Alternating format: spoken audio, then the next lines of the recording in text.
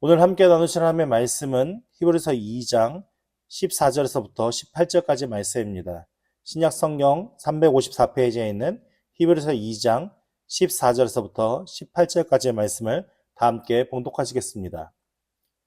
자녀들은 혈과 육에 속하였음에 그도 또한 같은 모양으로 혈과 육을 함께 지니심은 죽음을 통하여 죽음의 세력을 잡은 자 곧 마귀를 멸하시며 또 죽기를 무서워함으로 한평생 매어 종노릇하는 모든 자들을 놓아주려 하심이니 이는 확실히 천사들을 붙들어 주려 하심이 아니요 오직 아브라함의 자손을 붙들어 주려 하심이라. 그러므로 그가 범사의 형제들과 같이 되심이 마땅하도다. 이는 하나님의 일에 자비하고 신실한 대제사장이 되어 백성들의 죄를 속량하려 하심이라. 그가 시험을 받아 고난을 당하셨은즉 시험 받는 자들을 능히 도우실 수 있느니라. 아멘.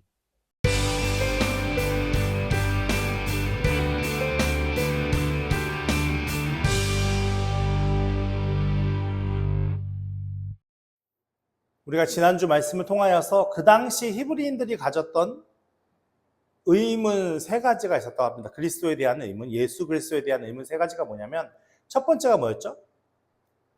왜 천사들보다 못한 존재로 오셨는가? 그리고 두 번째는 뭐였죠? 왜 십자가에 달려 죽으셨는가? 왜 나무에 달려 죽으셨는가? 세 번째는 뭐죠? 만물이 왜 그 발 앞에 경배하지 않는가? 이 세 가지 질문에 대해서 이제 지난주 살펴본 말씀부터 대답을 하고 있는 거예요. 그 질문에 대한 대답. 히브리서의 1장 1절부터 4절까지는 선지자보다 뛰어나신 하나님 예수 그리스도에 대해서 설명을 하고 있고, 그 다음에 5절부터 14절까지는 천사들보다 뛰어난 예수님에 대해서 설명합니다. 근데 이 5절에서 14절까지의 말씀에는 어떤 관점이냐면 하나님의 아들로서 천사보다 뛰어나신 이유에 대해 설명하는 거고요. 그리고 다시 2장에 넘어와서 2장 1절부터 4절까지는 경고의 메시지. 우리가 흘러 떠내려 가지 않도록 조심해야 한다, 주의해야 한다. 그러니까 우리가 말씀의 기초에 서지 않으면, 우리가 중심을 잡지 않으면 믿음이 흘러 떠내려갈 수 있다라는 경고의 메시지고, 이 5절에서부터 2장 5절에서부터 18절까지의 말씀이 또 천사들보다 뛰어난 하나님에 대해서 설명을 하고 있는데, 앞에 1장에는 어떤 관점이었다고요? 하나님의 아들로서 천사보다 뛰어났다면 이 2장에 나오에 있는 5절에서 18절까지의 말씀은 사람의 아들로서 천사보다 뛰어나신 이유가 무엇인지에 대해 설명하는 겁니다. 그러면서 신약 성경에서 유일하게 이 부분에서만 예수님께서 왜 인간의 몸을 입고 오셨는가가 설명되어져요. 그러니까 오늘 우리가 살펴보는 이 말씀들이 중요하겠습니까? 중요하지 않겠습니까? 이게 중요합니다. 반드시 우리가 알고 이해하고 우리가 그것에 대해서 설명할 수 있는 자들이 되어야 됩니다. 예수님께서 사람이 되신 이유, 사람으로 오신 이유에 대해서 6가지에 대해서 설명하고 있는데, 6가지를 제가 지금부터 여러분들에게 말씀해 드릴 테니까 한번 펜으로 줄쳐보세요. 무조건 줄치지 마시고 제가 줄치를 하는 데서 줄치세요. 9절 말씀에 보면, 9절 말씀에 지난주 우리 살펴본 말씀이죠. 아직 줄치지 마시고, 오직 우리가 천사들보다 잠시 동안 못하게 하심을 입은 자, 곧 죽음의 고난 받으심으로 말미암아 영광과 존귀로 관을 쓰신 예수를 보니 이를 행하심은, 지금부터 줄치시는 거예요. 하나님의 은혜로 말미암아 모든 사람을 위하여 죽음을 맛보려 하심이라. 그러니까 예수 그리스도께서 사람을 입고 오신 첫 번째 이유가 뭐냐면 죽음을 맛보려 하신다. 자, 그 다음에 두 번째는 이제 오늘 말씀으로 와서 14절 말씀에 보면, 아직 줄치지 마시고요. 자녀들은 혈과 육에 속하였음에 그도 또한 같은 모양으로 혈과 육을 함께 지니심은, 이제부터 줄치시는 거예요. 죽음을 통하여 죽음의 세력을 잡은 자 곧 마귀를 멸하시며, 이게 두 번째 이유입니다. 두 번째 이유가 죽음을 통하여 죽음의 세력을 잡은 자 곧 마귀를 멸하시기 위해서 오셨다는 거고, 세 번째는 15절 말씀입니다. 15절 말씀 세 번째 이유 줄치겠습니다.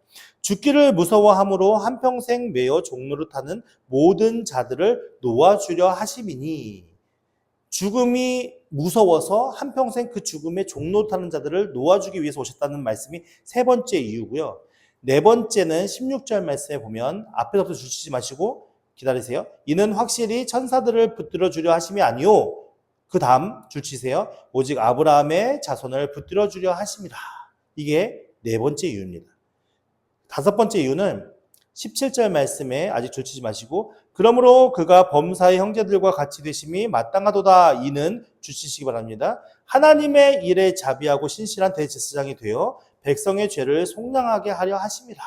이게 다섯 번째 이유고요. 마지막 여섯 번째는 18절 말씀에 아직 줄 치지 마시고 그가 시험을 받아 고난을 당하였은즉 줄 치세요. 시험 받은 자들을 능히 도우실 수 있느니라. 이게 여섯 번째 이유입니다. 우리가 다시 한번 말씀을 기억하면서 생각해보면 첫 번째 이유가 뭐라고 그랬죠? 첫 번째 이유?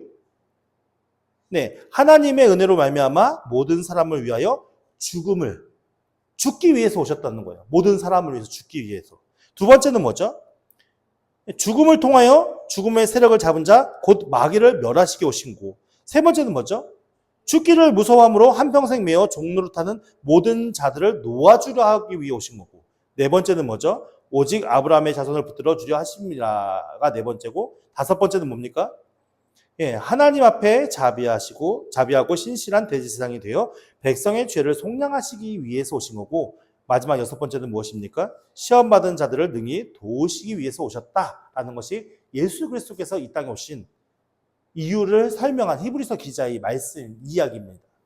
그러니까 우리 어린이들도 이 여섯 가지를 반드시 다 외울 수 있기를 바랍니다. 그리고 확실히 우리 마음속에 새길 수 있기를 바랍니다. 첫 번째, 우리가 지난주에 살펴보았지만 우리가 지난주 말씀을 통해서 확인한 바는 무엇입니까?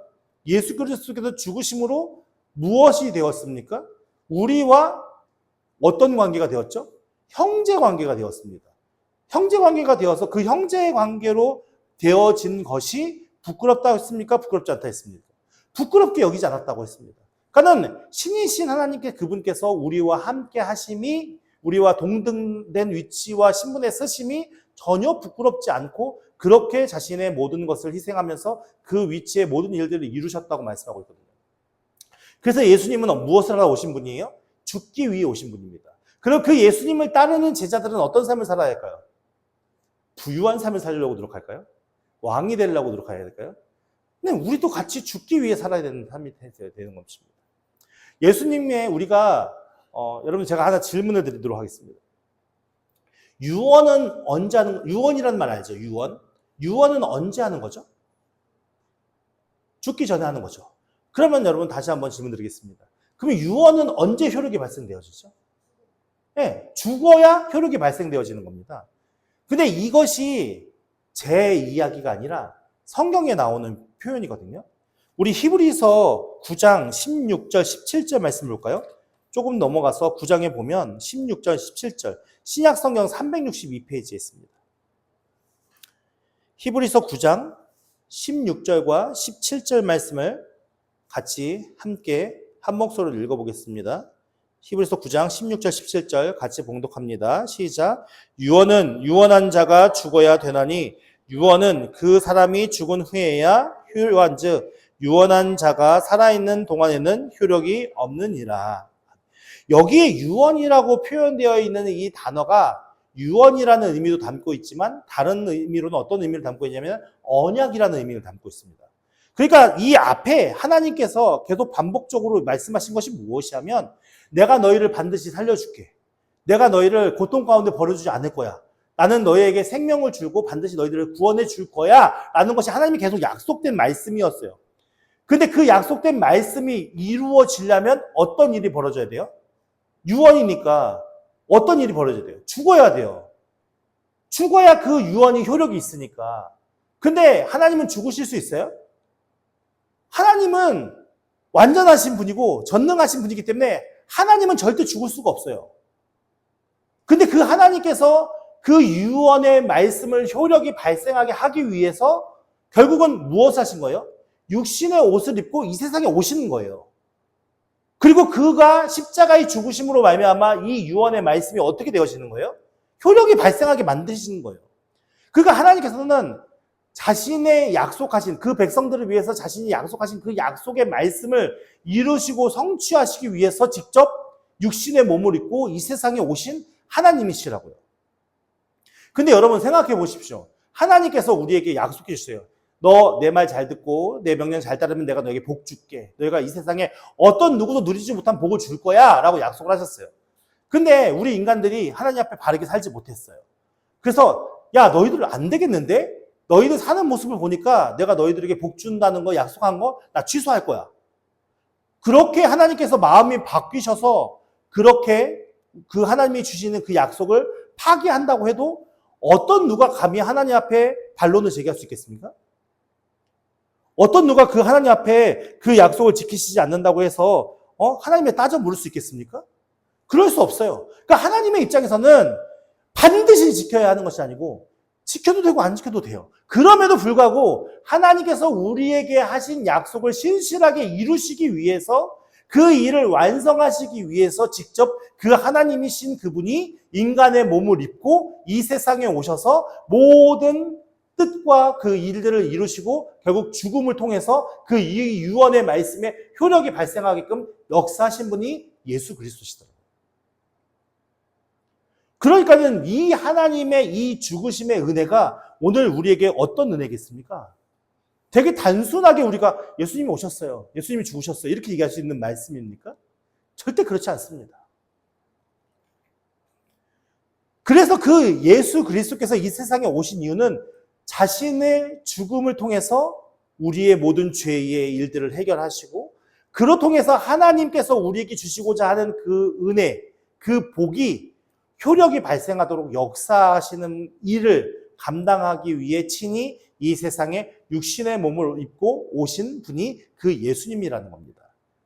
그래서 그 예수님이 죽으려 오셨다는 그 의미가 우리에게 얼마나 큰 은혜이며 우리에게 얼마나 중요한 의미인지를 우리가 마음 깊이 되새겨봐야 되는 것이죠. 그렇다면 오늘 본문에 와서 두 번째 이유와 세 번째 이유를 같이 살펴볼까요? 두 번째 이유가 뭐죠? 죽음을 통하여 죽음의 세력 잡은 자, 곧 마귀를 멸하시기 위함입니다. 세 번째 이유는 뭐죠? 네, 죽기를 무서워함으로 한평생 매어 종노릇하는 사람들을 놓아주기 위함입니다. 결국 이것을 합쳐본다면 사람들은 무엇을 두려워하며 산다는 겁니까? 죽음을 두려워하며 산대요. 근데 그 죽음이 두려워서 그 죽음의 종노릇하고 살아가고 있는데 결국은 그 어두움에 그 모든 것에 종노릇하게 만드는 그 이유를 누가 역사하는 겁니까? 사단이 역사한다는 겁니다.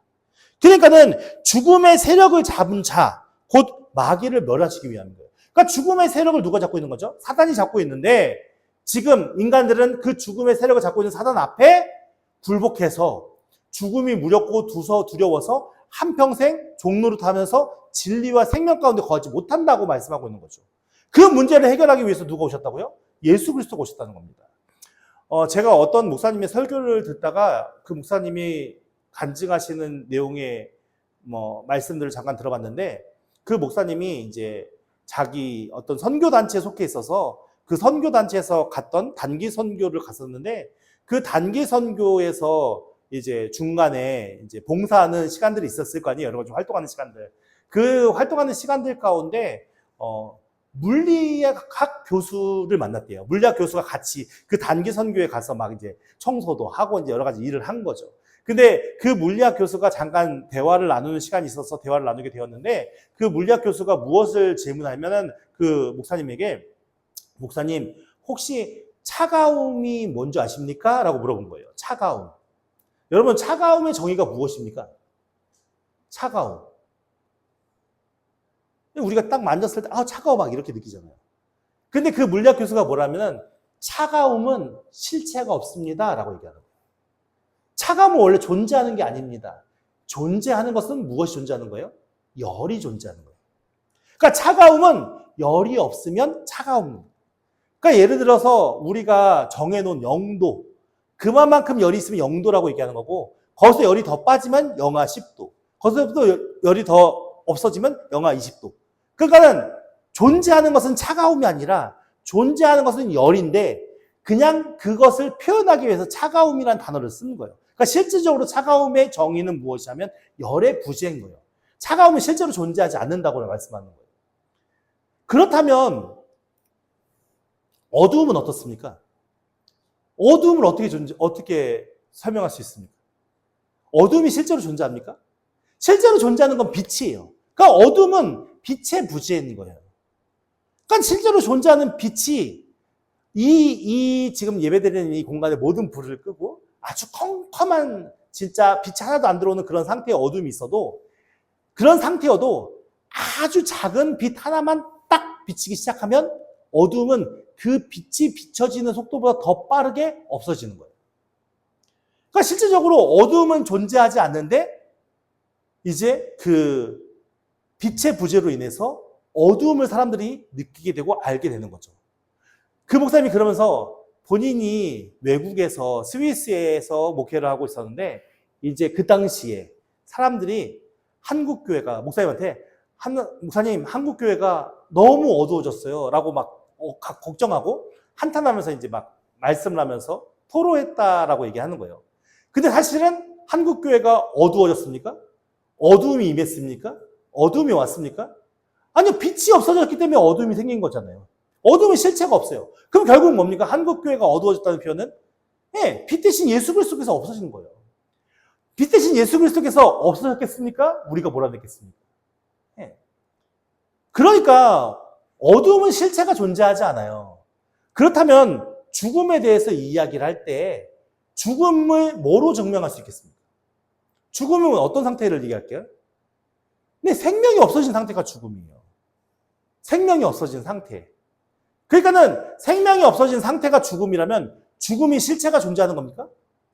아니요. 죽음은 실체가 존재하지 않고 생명이 실체인 거예요. 생명이 있으면 그 사람은 살아있는 거고 생명이 없으면 그 사람은 죽은 거예요. 그렇다면 제가 생명이 있습니까? 어떻게 알죠? 말을 하고 있다고 한다고요? 근데 생명이 있는 사람 중에서도 말 못하는 사람 있잖아요. 어떻게 알 수 있습니까? 숨을 쉬기 때문에 알 수 있는 거죠. 누가 봐도 생명이 있는 사람은 누가 봐도 살아있다는 걸 압니다. 그 사람 속에 생명이 있어요. 근데 그 사람 속에 생명을 만질 수 있습니까? 생명을 가질 수 있습니까? 우리가 말씀 한 구절을 좀 살펴볼 텐데 고린도후서 5장 4절 말씀 볼까요?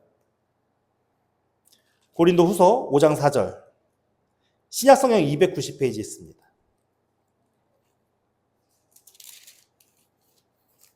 고린도후서 5장 4절 말씀입니다.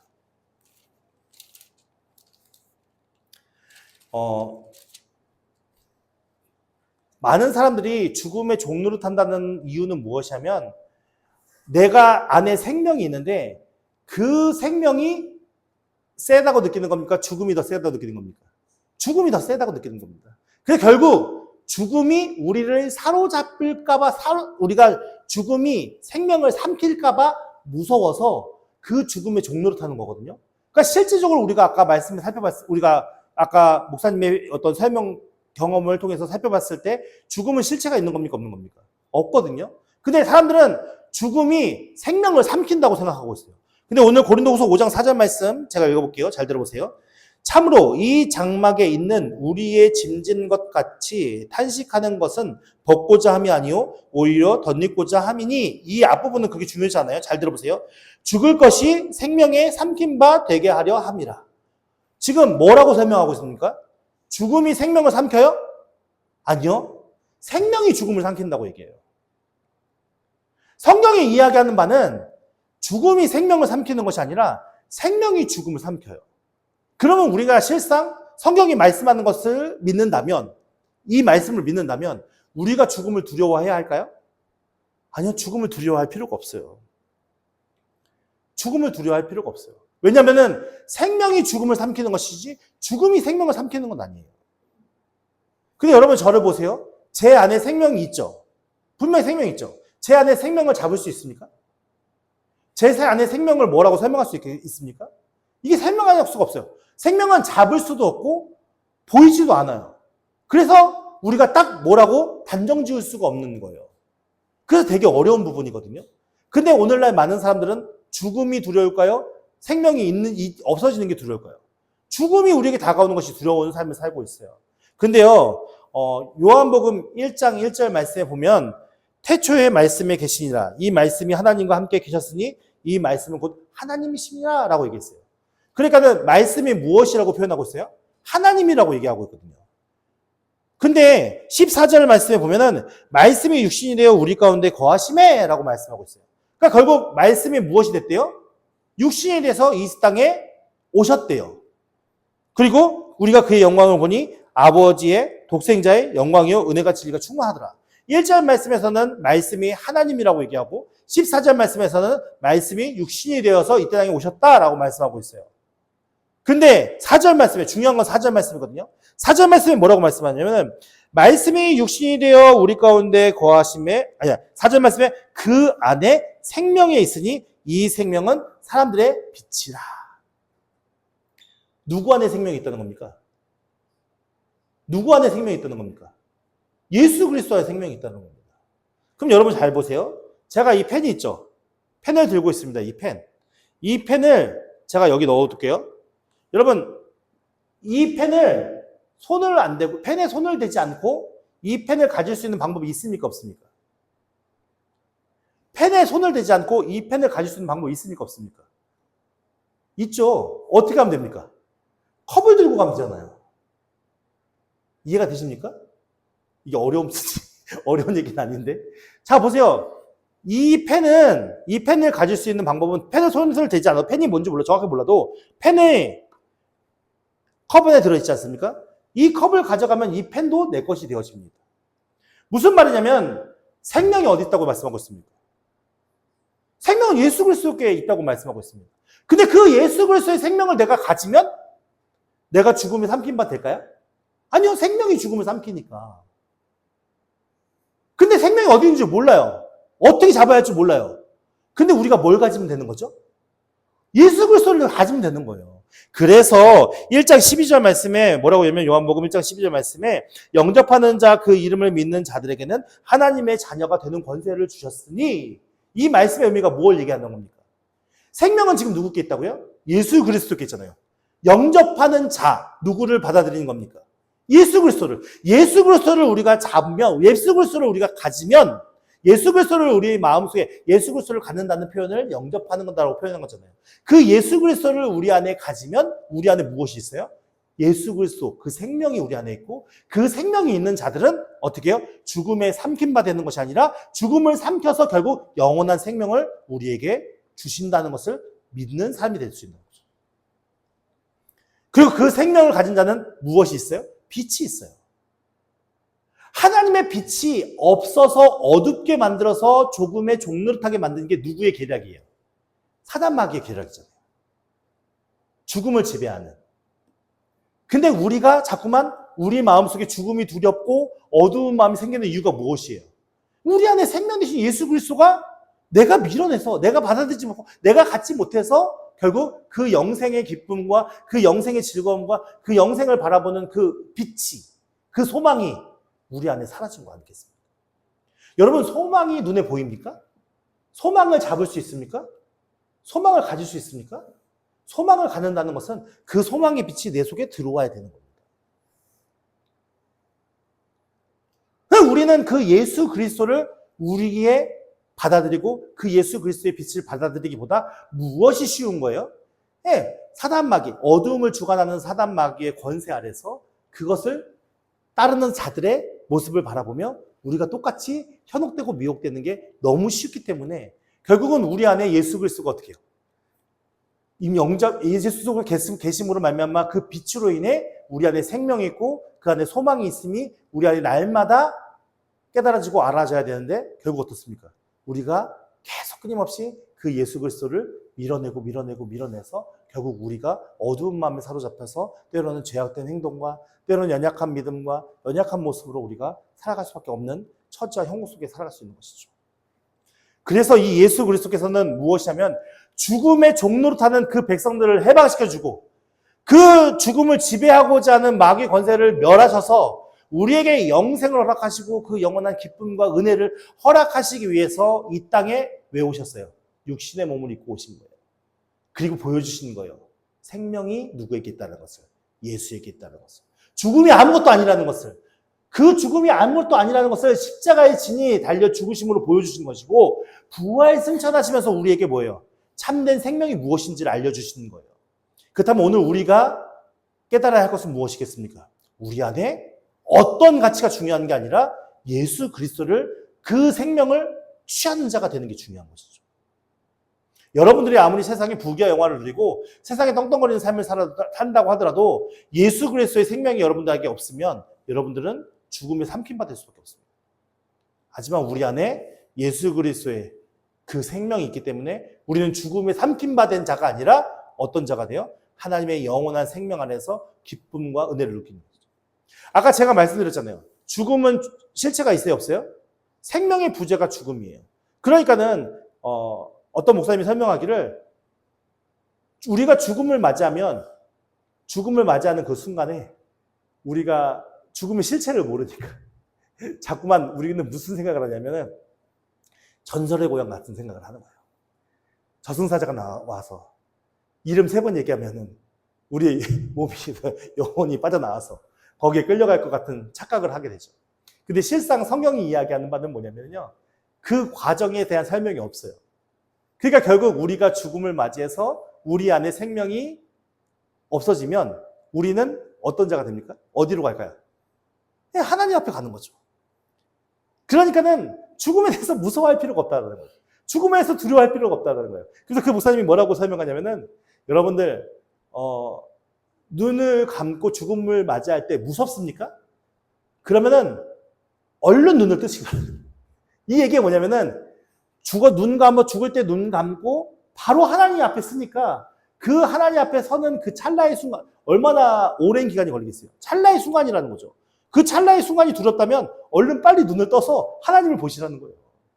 그만큼 우리는 죽음을 두려워할 필요가 없고 우리는 하나님의 말씀대로 생명이 죽음을 삼킴된 바 되는 것이고 결국 그 생명은 예수 안에 있는 것이고 그 예수의 생명을 가진 자들은 내가 이 땅의 죽음을 맞이하는 그 순간에 바로 하나님 나라에 가는 것이니까 두려워할 필요 없이 그 하나님 나라를 기쁨으로 소망으로 하면서 우리가 믿음 안에 살아가면 된다는 것을 말씀하고 있는 것입니다.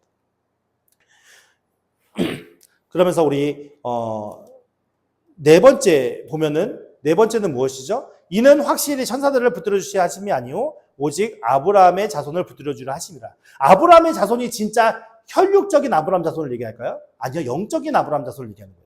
하나님이 아브라함에게 약속하셨죠. 아브라함의 자손들이 얼마만큼 많아진다고요? 별과 같이, 하늘의 별과 같이. 그렇다면은 오늘 우리는 누구의 자손입니까? 아브라함의 자손이라 얘기할 수 있겠죠. 예수 그리스도를 믿음으로 말미암아 우리가 영적인 아브라함의 자손이 되었는데 그 아브라함의 자손들을 어떻게 하기 위해서 오신다는 거예요. 그러면 아브라함의 자손은 하나님 앞에 택함받은 믿음의 사람들을 얘기하는 것이고 하나님 앞에 택함받은 믿음의 사람들을 어떻게 한다는 거예요? 붙들어 주신대요. 흔들리지 않고 요동하지 않고 넘어지고 쓰러지지 않게끔 붙들어 주시기 위해서 오신 거래요. 누가요? 예수님이. 그러면서 17절 말씀에 그러므로 그가 범사의 형제들과 같이 되심이 마땅하도다 라고 얘기하면서 범사의 형제들과 같이 되심이 무엇을 표현하는 겁니까? 근데 인간처럼 됐다는 거예요. 형제가 누구죠? 오늘 우리를 얘기하는 거잖아요. 우리가 형제가 되었잖아요. 우리와 같이 형제가 되심이 마땅하도다. 무엇 때문이에요? 네, 그 자녀들을 돌보기 위해서. 그래서 실질적으로 성육신하셔서 이 세상에 오셔서 어떤 일을 하셨습니까? 돌보는 일들을 하셨죠. 친히 보여주셨잖아요. 아픈 자들, 가난한 자들, 병든 자들 그들의 문제를 해결해 주시면서 어떻습니까? 하나님 나라가 무엇이고 복음이 무엇인지를 친히 보여주신 분이 예수님 아닙니까? 그러면서 이는 하나님의 자비하고 신실한 대제사장이 되어 백성의 죄를 속량하려 하십니다. 그렇게 그 형제처럼 되신 이유는 뭐고? 죽음을 위한 건데 그 죽음이 단순한 그냥 죽는 것으로 끝나는 것이 아니라 결국 뭐예요? 자비하고 신실한 제사장 일을 한다는 거예요. 그래서 그 제사장 일을 하면 이유가 무엇이냐면 그 백성, 구원하기 위한 그 백성의 죄를 속량한다는 것은 값을 지불하고 데려온다는 걸 얘기하는 거예요. 이제 내 것이 되었다는 거예요. 그 값을 지불하는. 그 값을 지불하는 행위가 무엇이었어요? 결국 십자가에 달려 죽으시는 거였어요. 그리고 마지막 18절 말씀에 그가 시험을 받아 고난을 당하셨은지 시험받는 자들은 능히 어떻게 하실 수 있다고요? 도우실 수 있다. 예수님께서 도대체 어떻게 도우실 수 있을까요? 지난주에 제가 말씀드렸잖아요. 중보. 예수님은 지금 어디 계시죠? 하나님 우편에. 하나님 우편에서 무엇을 하고 계시죠? 우리를 위해 간구하고 계시죠? 우리 위해 무엇을 간구하고 있다는 거예요? 우리의 처지와 형편을 너무 잘 아시는 거예요. 그래서 예수님께서 이 세상에 살아계셨을 때 겟세마네 동산에서 마지막 기도하셨을 때 뭐라고 기도하시죠? 뭐라고 기도하시죠? 하나님, 제가 그래도 내가 신인데 인간들처럼 십자가에 못 하나하나 이거 박아도 되겠습니까? 이쪽에 10방, 이쪽에 10방, 그 정도는 박아야 하지 않겠습니까? 이런 기도하셨나요? 아니요. 예수님께서 뭐라고 기도하셨냐면은, 만일 할 수만 있다면 이 잔을 내게서 피하여 주세요. 이렇게 됐어요.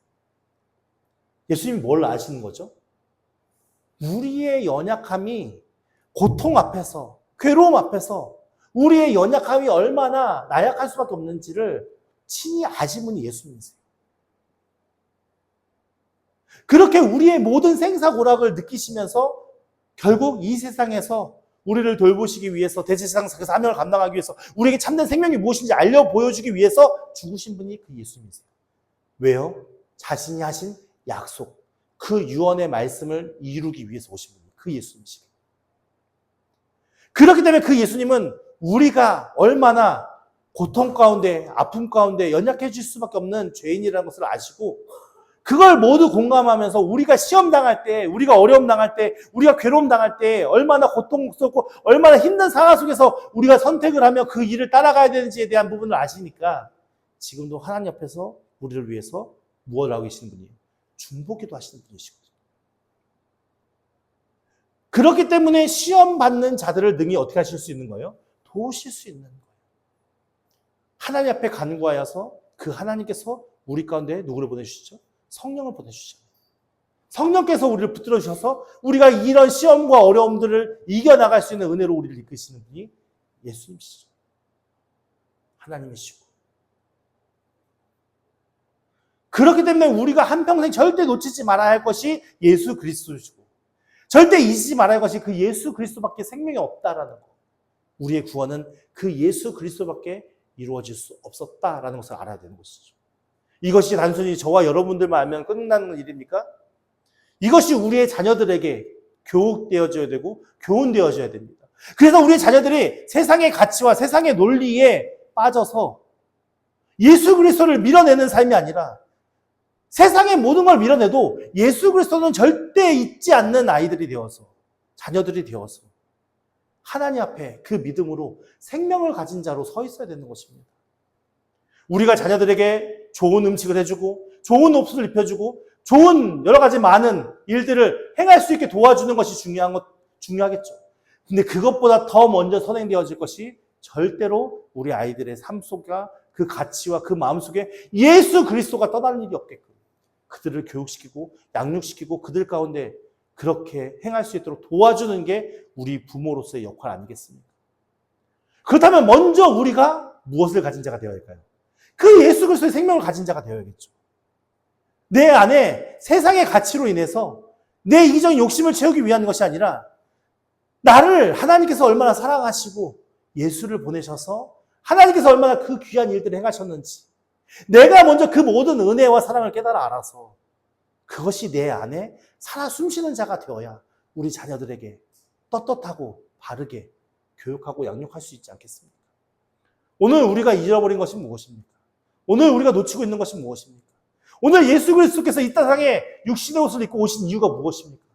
하나님께서는 그 하나님의 신실한 약속을 이루시기 위해서 자신의 모든 것을 내려두시고 그 영광과 존귀 모든 것을 내려두시고 이 땅에 육신의 옷을 입고 오셔서 그 약속의 은혜를 이루신 자신의 죽으심으로 말미암아 그 모든 일을 이루셨는데 오늘 우리가 그 생명 되시고 빛 대신 예수 그리스도와 함께 동행하지 못하고 그 예수 그리스도를 소유하지 못하고 우리가 세상의 논리와 세상의 거짓과 죽음을 다스리는 마귀에게 꼬여당해서 우리가 죽음을 두려워하면서 그렇게 살아간다면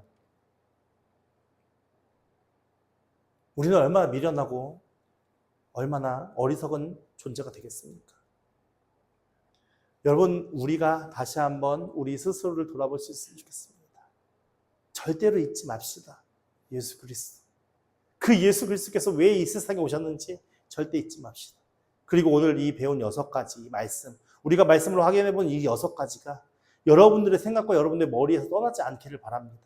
우리의 생각과 우리의 머리에서 절대로 떠나지 않고 그것을 기억하며 그 은혜와 사랑에 반응하여서 우리도 영생을 소유한 자들로서 더 이상 죽음의 종로로 타지 않고 더 이상 죄의 종로로 타지 아니하고 우리가 하나님 나라 백성으로서 그렇게 당당하게 하나님의 의의와 거룩함을 따라 아름다운 그리스도의 백성이 되는 은혜가 있기를 예수님의 이름으로 축원드립니다. 우리 함께